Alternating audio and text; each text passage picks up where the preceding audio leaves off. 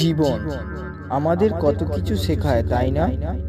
হাসা, কথা বলা থেকে শুরু করে খাওয়া, চলাফেরা সব কিছু।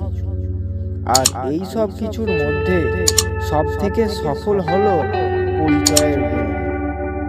আমরা শারীরিক সৌন্দর্যের নয়, মনের সৌন্দর্য অনুভব করি, কারোর হৃদয়ের গভীরতায় ডুব দিই।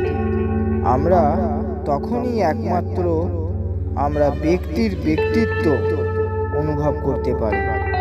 সেই জন্য জীবন থেকে কিছু শিখুন বা না শিখুন, কিন্তু মানুষকে চিনতে অবশ্যই শিখুন। কারণ মানুষকে যেমন দেখতে হয়, বাস্তবে সে তেমনটা নাও হতে পারে।